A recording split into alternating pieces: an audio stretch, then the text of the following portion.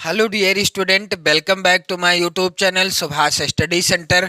जितने भी मेरे प्यारे बच्चे कक्षा 10 में हैं और 2024 बोर्ड परीक्षा देने वाले हैं, आज का यह वीडियो आप सभी के लिए काफ़ी ज़्यादा इम्पोर्टेंट होगा, क्योंकि इस वीडियो में मैं आपके लिए लेकर के आ चुका हूँ सामाजिक विज्ञान का मॉडल पेपर। और मैंने आपसे कहा था कि मैं आपको सामाजिक विज्ञान के 10 मॉडल पेपर प्रोवाइड कराऊंगा, आपके लिए लेकर के आऊंगा, और इन 10 मॉडल पेपर से ही आपकी बोर्ड परीक्षा 2024 में 100% प्रश्न पूछे जाएंगे। तो मेरे प्यारे बच्चों, आपसे रिक्वेस्ट है कि आप इन मॉडल पेपर में दिए गए प्रश्नों को जरूर तैयार कर लेना। यदि आप भी अच्छा स्कोर करना चाहते हैं हिंदी और सामाजिक विज्ञान, गृह विज्ञान और चित्रकला इन विषयों में 2024 की बोर्ड परीक्षा में, तो आप लोग चैनल को जरूर सब्सक्राइब कर लीजिएगा। यहाँ पर मैं आज के इस वीडियो में सामाजिक विज्ञान का जो दूसरा मॉडल पेपर है इसको पूरा सॉल्व कराने वाला हूँ। मेरे प्यारे बच्चों, जैसा कि आप सभी जानते हैं, बोर्ड परीक्षा 2024 कक्षा 10 विषय सामाजिक विज्ञान का मॉडल पेपर है यह, और इसमें समय आपको 3 घंटे 15 मिनट का मिलेगा। पेपर का पूर्णांक कितना रहेगा? 70 अंकों का। मेरे प्यारे बच्चों, पेपर का पूर्णांक रहेगा 70 अंकों का, और यहाँ पर कुछ निर्देश दिए गए हैं। इन निर्देशों के आधार पर ही आप पेपर को सॉल्व करिएगा। जैसे कि पहला निर्देश है, सभी प्रश्न करना अनिवार्य है। दूसरा है, प्रारंभ के 15 मिनट पहले ही आपको पेपर मिल जाएगा, जिसको आप अच्छे से पढ़िएगा और इसके बाद ही आप प्रश्नों का आंसर फिल करिएगा, चाहे वो ओएमआर वाले हों, चाहे बोर्ड परीक्षा की का पेपर लिखने वाले। तो मेरे प्यारे बच्चों, यहाँ पर आप सभी लोग ध्यान दीजिएगा। अगला निर्देश है, खंड आ में 20 अंक के बहुविकल्पीय प्रश्न दिए गए हैं और जिनका उत्तर आपको ओएमआर सीट पर फिल करना होगा। ओएमआर सीट पर उत्तर अंकित किए जाने के पश्चात उसे काटे नहीं, इरेजर एवं व्हाइटनर आदि का प्रयोग भी ना करें। यानी ओएमआर सीट में यदि आपसे गलती हो जाती है, मान लीजिए आपका आंसर सही था ए, तो आपसे क्या हुआ, गोला काला करते समय मान लीजिए एक का ए सही था, आपने बी वाले गोले को काला कर दिया है। अब क्या करना है, ना तो इसे इस तरह से काटना है, ना ही इरेजर या व्हाइटनर का प्रयोग करना है, कुछ नहीं करना है, आप इसको ऐसे ही छोड़ देंगे। इसके बाद आपको आगे बढ़ जाना है। तो यहाँ पर क्योंकि स्पष्ट लिखा हुआ है कि यदि ओएमआर सीट में उत्तर अंकित कर दिया गया है, इसके बाद उसको ना तो हमें काटना है, ना इरेजर का प्रयोग करना है, और ना ही व्हाइटनर का प्रयोग करना है। मेरे प्यारे बच्चों, खंड बा जो होगा 50 अंकों का होगा। इसमें वर्णनात्मक फर्स्ट टाइप के और वर्णनात्मक सेकंड टाइप के एवं मानचित्र संबंधी 2 प्रश्न हैं। यहाँ पर आप देखोगे प्रत्येक प्रश्न के लिए निर्धारित अंक उनके सम्मुख अंकित हैं, और जो मानचित्र आपको मिलेगा उसे आप अपनी उत्तर पुस्तिका में मजबूती से बांध दीजिएगा। चलिए मेरे प्यारे बच्चों, जो खंड आ में प्रश्न हैं जो कि बहुविकल्पी पूछे जाएंगे, प्रत्येक प्रश्न 1 अंक का होगा और इस तरह से 20 नंबर के प्रश्न पूछे जाएंगे। यहाँ पर निर्देश दिया गया है, निम्नलिखित विकल्पों में से सही विकल्प का चयन कीजिए। अब यहाँ पर आप ध्यान दीजिएगा, पहला प्रश्न है, नेपोलियन का संबंध किस देश से था? पहला है विकल्प इटली, दूसरा विकल्प है जर्मनी, तीसरा है फ्रांस और इंग्लैंड है चौथा विकल्प। तो नेपोलियन का संबंध किस देश से था? इसका उत्तर होगा मेरे प्यारे बच्चों, नेपोलियन का संबंध फ्रांस देश से था। किस देश से? फ्रांस देश से था। इसके बाद मेरे प्यारे बच्चों, प्रश्न संख्या 2 है यहाँ पर, वह उद्योगपति जिसने 1920 के दशक में लागत को कम करने का निर्णय किया। यहाँ पर विकल्प इस प्रकार से हैं, पहला है विकल्प बिल गेट्स, दूसरा है हेनरी फोर्ड, तीसरा विकल्प है एंड्रयू कार्नेगी और चौथा है जेबी फुलटन। तो वह उद्योगपति कौन था जिसने 1920 के दशक में लागत को कम करने का निर्णय किया था? इस प्रश्न का उत्तर होगा मेरे प्यारे बच्चों, हेनरी फोर्ड जी थे। अगला प्रश्न संख्या 3 है, आप लोग इन प्रश्नों को जरूर तैयार कर लेना। और जो मॉडल पेपर मैं आपके लिए लेकर के आता हूं, इन सभी प्रश्नों को यदि आप तैयार कर लेते हैं तो मैं वादा करता हूं कि यहीं से प्रश्न आएंगे आपकी बोर्ड परीक्षा 2024 में। मेरे प्यारे बच्चों, प्रश्न संख्या 3 है यहाँ पर। देश की पहली जूट मिल कब और कहां स्थापित की गई? पहला है विकल्प 1853 में कानपुर में, दूसरा है 1854 में मुंबई में, तीसरा विकल्प है 1855 में कलकत्ता में, और चौथा विकल्प है 1856 में अहमदाबाद में। तो देश की पहली जूट मिल कब और कहां स्थापित की गई? इस प्रश्न का उत्तर होगा मेरे प्यारे बच्चों 1800 किस में? 1800 यहाँ पर 55 में कलकत्ता में। यहाँ पर जो तीसरा विकल्प है 1855 में कलकत्ता में देश की पहली जूट मिल की स्थापना की गई। प्रश्न संख्या 4 है यहाँ पर। निम्नलिखित में से कौन सी विशेषता 1929 ईस्वी की महामंदी की नहीं है? तो पहला है विकल्प कृषि उत्पादों की कीमतों में गिरावट हुई, दूसरा विकल्प है काफी संख्या में लोग बेरोजगार हो गए थे, तीसरा विकल्प है आय और व्यय में काफी गिरावट आई, चौथा है नए नए उद्योग स्थापित होने लगे थे। तो निम्नलिखित में से कौन सी विशेषता 1929 ईस्वी की महामंदी की नहीं है? यहाँ पर आप लोग ध्यान दीजिएगा, इस प्रश्न का उत्तर हो जाएगा नए नए उद्योग स्थापित होने लगे थे। ये 1929 में जो महामंदी आई थी, आर्थिक महामंदी, इसकी विशेषता नहीं है, बाकी सभी विशेषताएं हैं। यानी 1929 की जो महामंदी आई, इसके फलस्वरूप क्या हुआ?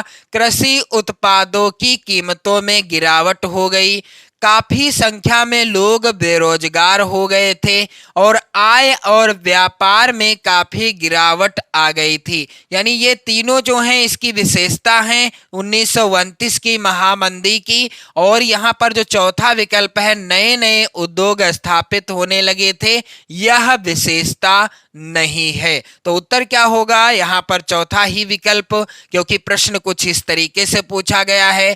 प्रश्न संख्या 5 है मेरे प्यारे बच्चों। विश्व में सर्वप्रथम मुद्रण की तकनीक किस देश में विकसित हुई थी? तो यहाँ पर पहला है विकल्प चीन, दूसरा है भारत, तीसरा विकल्प है जर्मनी, चौथा है फ्रांस। तो दिए गए विकल्पों में से किस देश में सबसे पहले मुद्रण की तकनीक विकसित हुई थी? यहाँ पर आप लोग ध्यान दीजिएगा, इस प्रश्न का उत्तर हो जाएगा मेरे प्यारे बच्चों चीन देश में। किस देश में? चीन देश में।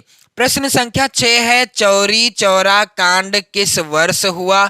पहला है विकल्प 1924 में, दूसरा विकल्प है सन 1922 में, तीसरा है सन 1925 में, और चौथा विकल्प है सन 1926 में। तो चौरी चौरा कांड जो कि गोरखपुर के चौरी चौरा नामक गांव में हुआ था, यह कब हुआ था? सन 1900 कब? सन 1922 ईस्वी में।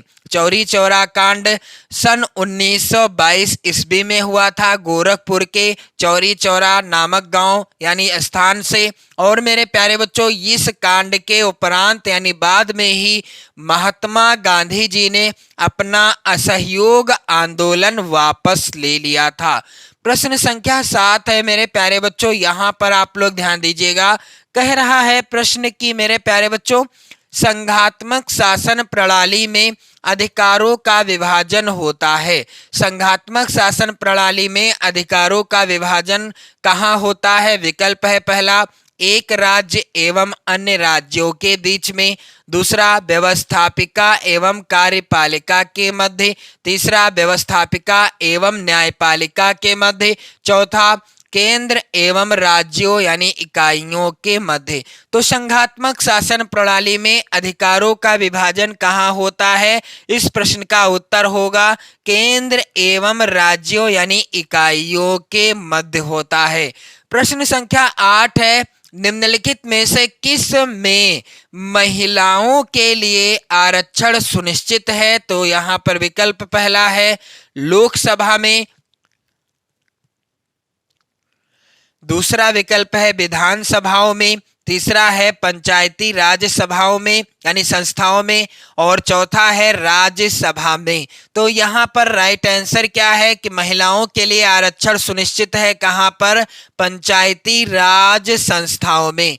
प्रश्न संख्या यहाँ पर 9 है मेरे प्यारे बच्चों, समकालीन विश्व में शासन का एक प्रमुख रूप क्या है? तो पहला है विकल्प लोकतंत्र, दूसरा विकल्प है तानाशाह, तीसरा है विकल्प राजतंत्र और चौथा है कोई नहीं। तो समकालीन विश्व में शासन का एक प्रमुख रूप क्या है? इसका उत्तर होगा मेरे प्यारे बच्चों, इस प्रश्न का उत्तर हो जाएगा लोकतंत्र। अब जो है शासन व्यवस्था लोकतंत्रात्मक व्यवस्था पर यानी प्रजातंत्र है हमारे भारतवर्ष में।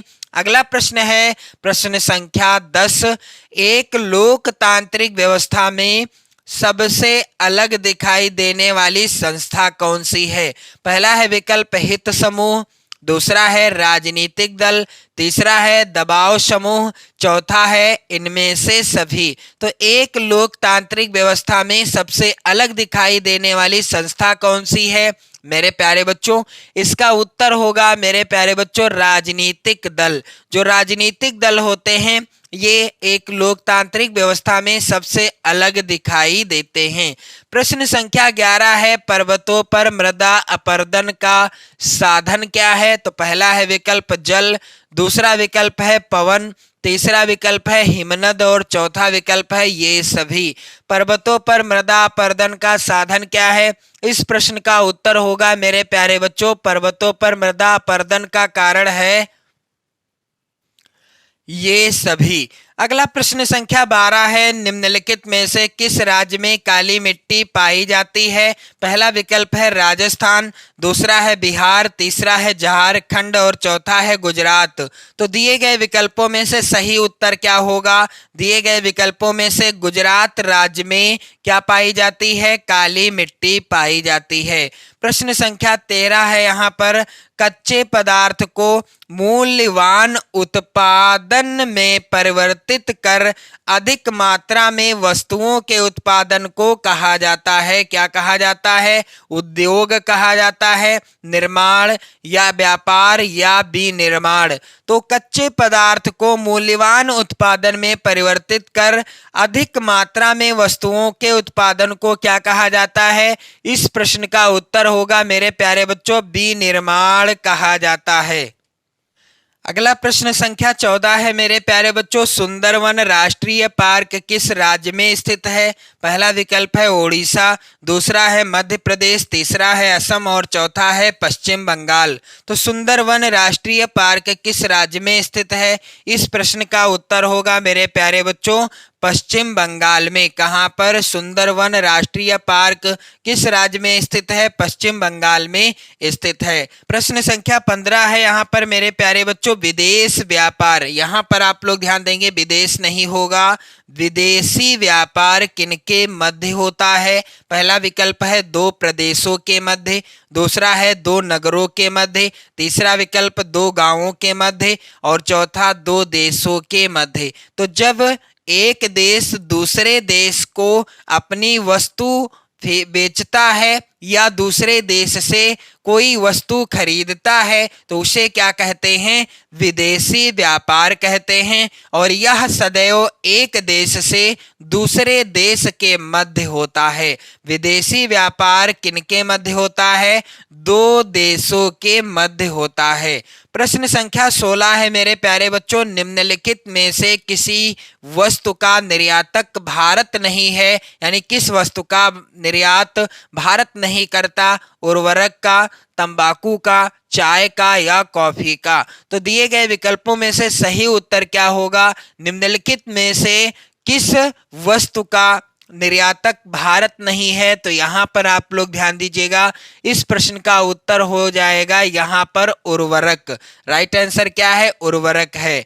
प्रश्न संख्या 17 है मेरे प्यारे बच्चों, निम्नलिखित में से किस राज्य की प्रति व्यक्ति आय सर्वाधिक है? पहला है विकल्प मेघालय, दूसरा है विकल्प राजस्थान, तीसरा है बिहार और चौथा है हरियाणा। तो दिए गए विकल्पों में से किस राज्य की प्रति व्यक्ति आय क्या है? सर्वाधिक यानी सबसे ज्यादा है।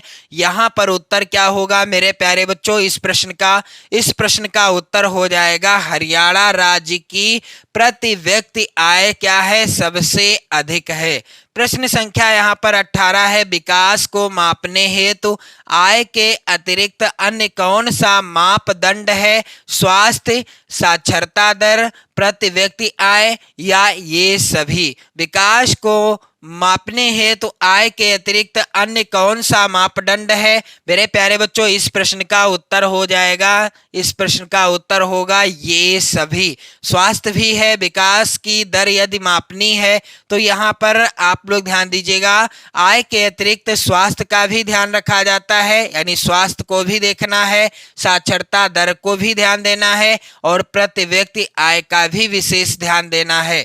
अगला प्रश्न है प्रश्न संख्या 19, उपभोक्ता के अधिकारों में शामिल है। तो पहला विकल्प है क्षतिपूर्ति निवारण का अधिकार, दूसरा है प्रतिनिधित्व का अधिकार, तीसरा है मेरे प्यारे बच्चों यहाँ पर आप लोग ध्यान दीजिएगा चुनने का अधिकार और चौथा है ये सभी। तो इस प्रश्न का उत्तर होगा उपभोक्ता के अधिकारों में शामिल है, यहाँ पर आप लोग ध्यान दीजिएगा ये सभी। उपभोक्ता क्षतिपूर्ति निवारण का अधिकार यानी कोई भी क्षति हो जाती है तो उसका निवारण कर सकता है, और प्रतिनिधित्व का अधिकार होता है और चुनने का अधिकार भी उपभोक्ता को दिया जाता है। तो मेरे प्यारे बच्चों आप लोग ध्यान देंगे उत्तर क्या होगा? ये सभी हो जाएगा। विश्व व्यापार संगठन की स्थापना कब हुई? यहाँ पर आप लोग ध्यान देंगे प्रश्न संख्या 20, और इस प्रश्न का पहला विकल्प है 1 जनवरी 1985 को, दूसरा विकल्प है 1 जनवरी 1990 को, तीसरा विकल्प है यहाँ पर 1 जनवरी 1993 को, चौथा विकल्प है 1 जनवरी 1995 को। तो विश्व व्यापार संगठन की स्थापना कब हुई? यहाँ पर इस प्रश्न का उत्तर होगा मेरे प्यारे बच्चों 1 जनवरी 1900 कब? 1 जनवरी 1995 ईस्वी को। इसके बाद मेरे प्यारे बच्चों खंड बा के अंतर्गत जो वर्णनात्मक फर्स्ट टाइप के प्रश्न पूछे जाएंगे जिनका उत्तर लगभग आपको 80 शब्दों में ही देना है। तो पहला है प्रश्न, यहाँ पर आप ध्यान दीजिएगा औद्योगिक क्रांति के प्रमुख कारण क्या थे? प्रत्येक प्रश्न 4 नंबर का है। अथवा में भी प्रश्न है यूरोप के राष्ट्रवाद के विकास में संस्कृति का क्या योगदान था? और इसके बाद प्रश्न संख्या 2 वेरी इंपॉर्टेंट है आपकी बोर्ड परीक्षा के लिए, मनरेगा 2005 के उद्देश्य लिखिए। और अथवा में भी प्रश्न है, यहाँ पर आप लोग ध्यान दीजिएगा, आप लोग ध्यान देंगे आर्थिक विकास से आप क्या समझते हैं? प्रश्न संख्या यहाँ पर 3 है, भारत में लौह अयस्क के उत्पादन पर संक्षेप में लिखिए। और यहाँ पर आप लोग ध्यान देंगे। इसके बाद मेरे प्यारे बच्चों वेरी इंपॉर्टेंट प्रश्न है 2024 की बोर्ड परीक्षा के लिए, लोकतंत्र किस प्रकार उत्तरदायी, जिम्मेदार तथा वैध सरकार का गठन करता है? अथवा में भी काफी ज्यादा इंपॉर्टेंट प्रश्न है, भारत में बहुदलीय व्यवस्था में प्रजातंत्र को किस प्रकार मजबूत किया है? और प्रश्न संख्या यहाँ पर आप लोग ध्यान दीजिएगा अगला है, यहाँ पर जो वर्णनात्मक सेकंड टाइप के प्रश्न आएंगे जिनका उत्तर आपको लिखना होगा कितने शब्दों में? 150 शब्दों में। तो यहाँ पर वेरी इंपॉर्टेंट प्रश्न है, महाराष्ट्र और गुजरात में सूती वस्त्र उद्योग के केंद्रीयकरण के प्रमुख कारण लिखिए। प्रत्येक प्रश्न होगा 6 नंबर का। और अथवा में जो प्रश्न है इसे भी आप लोग तैयार कर लेना। मेरे प्यारे बच्चों मैं तो आपसे रिक्वेस्ट करता हूं कि आपको जितने भी मॉडल पेपर में बताता चलूं आप उन सभी प्रश्नों को तैयार कर लेना। आप लोग थोड़ा सा तैयार कर लोगे तो थोड़ा आप बोर्ड परीक्षा में बनाकर लिख भी सकते हो। तो यहाँ पर आप लोग ध्यान देंगे प्रश्न है, महाराष्ट्र और गुजरात में सूती वस्त्र उद्योग के केंद्रीयकरण के प्रमुख कारण लिखिए। और अथवा में प्रश्न है, भारतीय अर्थव्यवस्था को किन 3 क्षेत्रों में विभाजित किया गया है? प्रत्येक क्षेत्र की गतिविधि बताइए। तो मेरे प्यारे बच्चों प्रश्न अगला है यहाँ पर, भारत में कृषि क्षेत्र में होने वाली समस्याएं लिखिए। और अथवा में प्रश्न वेरी इंपॉर्टेंट है यहाँ पर, भारतीय कृषि की मुख्य समस्याओं के विषय में विस्तार से लिखिए। और प्रश्न संख्या 7 है, संघवाद क्या है, भारत के संघीय ढांचे की 4 विशेषताएं बताइए। प्रश्न संख्या 7 का अथवा है मेरे प्यारे बच्चों वेरी वेरी इंपॉर्टेंट है 2024 की बोर्ड परीक्षा के लिए, भारत में संघीय व्यवस्था कैसी है, इसके 4 लक्षण बताइए। प्रश्न संख्या 8 है, गांधी जी ने असहयोग आंदोलन क्यों प्रारंभ किया, फिर किस कारण यह आंदोलन वापस ले लिया। अथवा में प्रश्न है, असहयोग आंदोलन क्यों प्रारंभ किया गया, आंदोलनकारियों के 4 कार्य लिखिए। इसके बाद मेरे प्यारे बच्चों प्रश्न संख्या 9 होगा मानचित्र से संबंधित, और इसमें 9 का के अंतर्गत प्रश्न है, निम्नलिखित स्थानों को भारत के रेखा मानचित्र में यहाँ पर चिन्ह दिया होगा, जिस चिन्ह के द्वारा आपको दर्शाना है। तो यहाँ पर चिन्ह द्वारा नाम सहित अंकन आपको करना है। वह स्थान जहाँ महात्मा गांधी ने साबरमती आश्रम की स्थापना की, और यहाँ पर आप देख पा रहे हैं 1/2 + 1/2 लिखा है, यानी एक प्रश्न 1 नंबर का है। अगला प्रश्न है, वह स्थान जहां महात्मा गांधी जी का जो है स्थल है, यानी महात्मा गांधी का शहीद स्थल बना हुआ है। तीसरा है, चंद्रशेखर आजाद जहां शहीद हुए उस स्थान को नाम सहित दर्शाना है। और चौथा है, वह स्थान जिसकी घटना के कारण महात्मा गांधी ने असहयोग आंदोलन स्थगित किया। अगला है यहाँ पर चौरी चौरा कांड। और इसके बाद 9वां प्रश्न है, दिए गए भारत के मानचित्र में निम्नलिखित को दर्शाइए। तो इस तरह से आप देख पा रहे हैं यहाँ भी 5 प्रश्न पूछे गए हैं, यहाँ चिन्ह भी बने होंगे जिस चिन्ह के द्वारा आपको दर्शाना है। तो मेरे प्यारे बच्चों इस सामाजिक विज्ञान के मॉडल पेपर को आप लोग जरूर तैयार कर लो, वीडियो को लाइक शेयर कर दो, और आप सभी लोग पढ़ते रहो, मस्त रहो, स्वस्थ रहो। जय हिंद।